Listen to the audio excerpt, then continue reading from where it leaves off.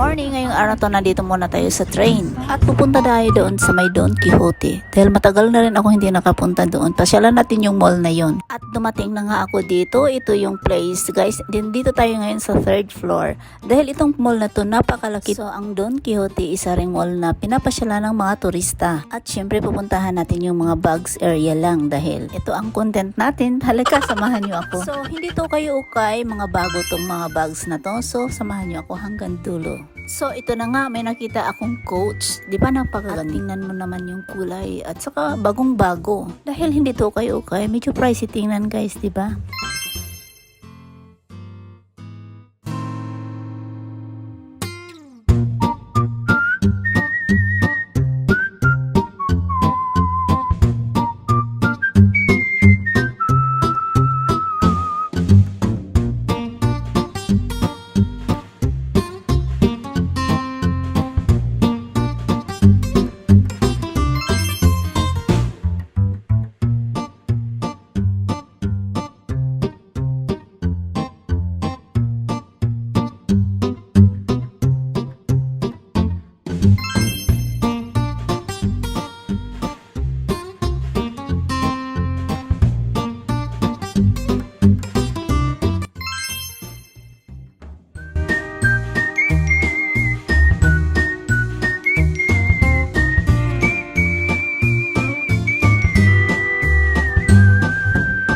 Dito muna tayo banda sa nakakahon. Tingnan natin ang mga presyuhan na naman dito.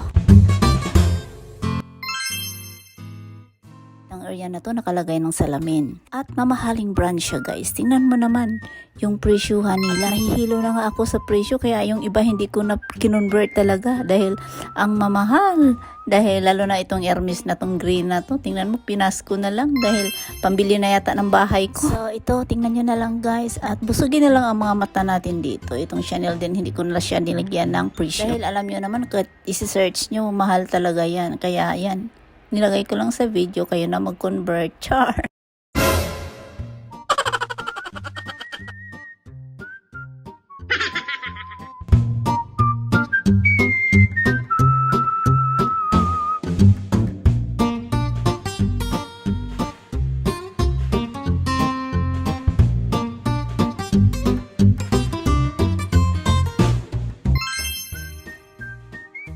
So, dito naman banda mga Prada. So, hindi nyo ba napansin guys, pag mga Prada, Hermes, Gucci at mga Louis Vuitton at iba pa, nakaano yan sila na halos nakasalamin. Bihira lang yung store na hindi nakasalamin yung mga mamahalin na bag. Pero karamihan talaga nakasalamin. At sa mahihilig sa branded, yun naman kung ano yung mumurahin at affordable lang. Yun ang nakikita natin sa labas.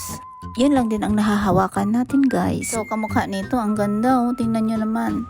Ang ganda din ng design niya. Ang shoulder bag, parang sling bag din to, body bag, parang ganun ba?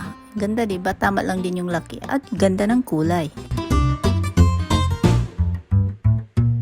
So ito din ang cute handbag ba to? Ano, hindi ko siya nabuksan, baka may pang ano to, pang body bag or sling bag. Ang cute, ang ganda na sa mata guys, lalo na sa personal yung design din niya, simple lang. Syempre yung kulay ang ganda din ng design.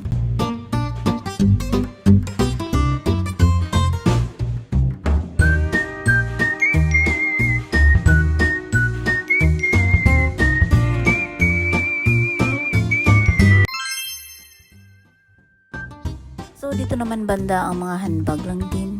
At yung mga design din niya, mga simple lang, parang karamihan at parang halos same price lang.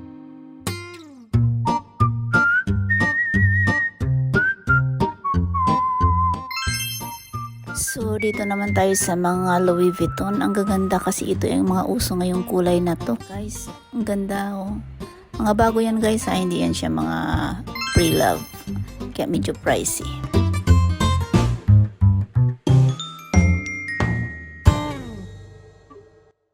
So, alam nyo guys, may ganyan din akong bag. Hanggang ngayon nandyan pa, pero hindi ko na siya ginagamit dahil medyo madumi na kasi. Share ko lang siya sa inyo dahil nagugulat lang ako sa mga presyuhan ngayon dahil halos times 4. Nabili ko yun mga almost halos 20 years na yata. Kaya nagulat na ako sa presyuhan ngayon.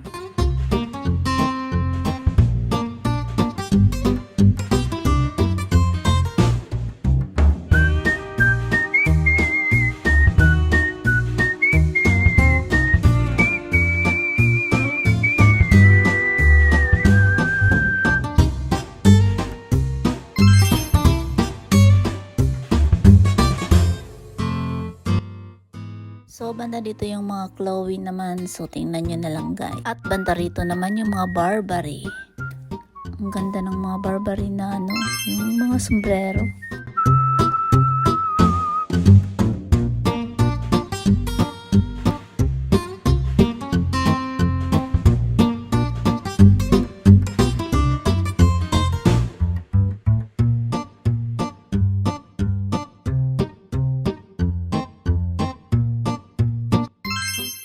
So, balik naman tayo sa MK. Ang ganda nito, cute.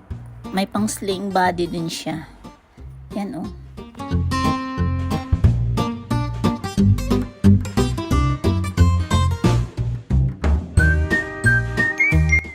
So, itong banda dito, MK naman, pero halos same price lang din. So, ito ay nakita akong Coach. Ang cute niya, guys. Cute ng style. Backbag naman siya.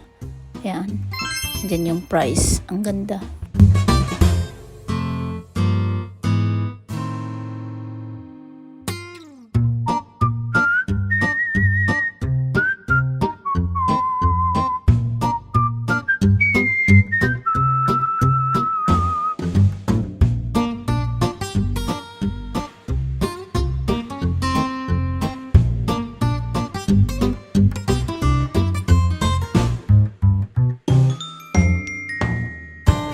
So, ito namang mga bag na to, halos same price lang naman siya guys. At hindi mo lang siya makukuha dahil may mga wire, may mga protection.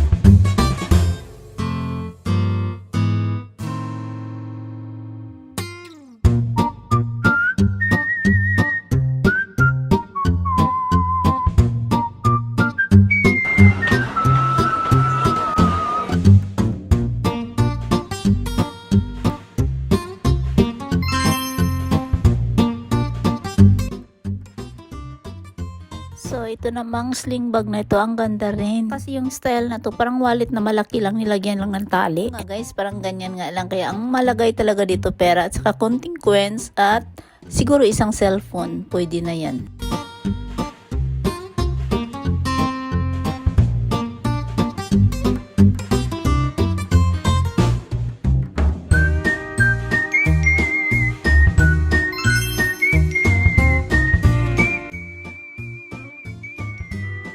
So, isa itong MK. Ang ganda din ng kulay nitong bag na to.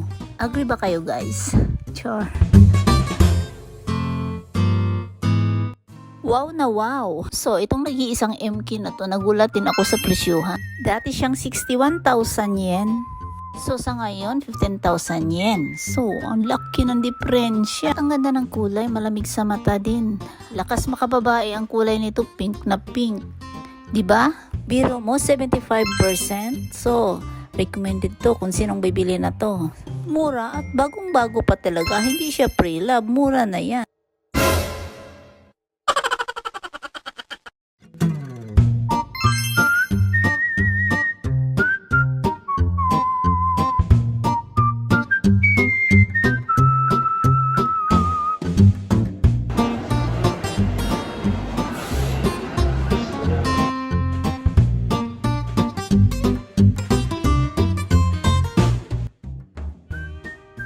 So, dito banda, malalaki siya guys, pang handbag. At perfect din ito sa travel. Marami kang mailalagay. MK at Coach yata ito banda rito. So, nakalagay yung sa screen din naman yung mga presyo guys.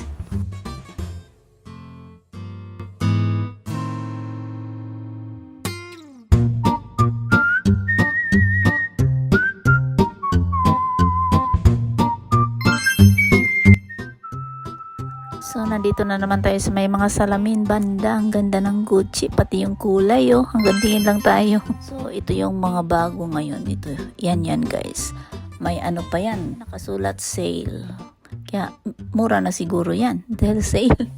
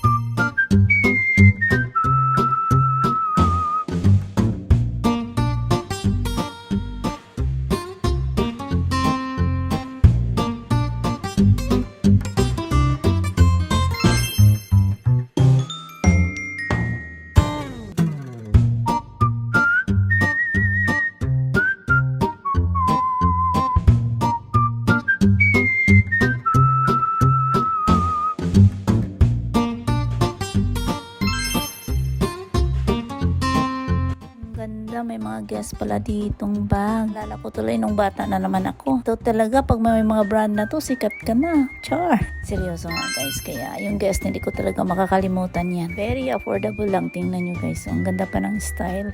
Very now sa mga bagets. So, dito naman banda, yung Longchamp. So, yung Longchamp, medyo pricey din pala to. Itong ganda rin ito kasi ito yung back bag. Ayan, ganda rin yan pong forma. Dahil malambot kasi rin yung tela, kaya ang ganda rin yan. Sa akin, mas gusto ko pa yung mga ganitong tela. Yung mga malalambot lang pag back bag. Pag leather naman, yung malalambot din na leather. Yung parang sa akin, mas comfortable pag medyo malalambot lang. Dahil mas magaan kasi pag medyo malalambot. Para lang naman sa akin yan, guys. So, ito naman yung Mangyong Sen mahigit. So, mahal siya, guys, no? Medyo malaki din siya. Napansin ko naman tong white, medyo mas mura kaysa isa. Same lang din sila Longchamp. Yan, yung presyo sa screen.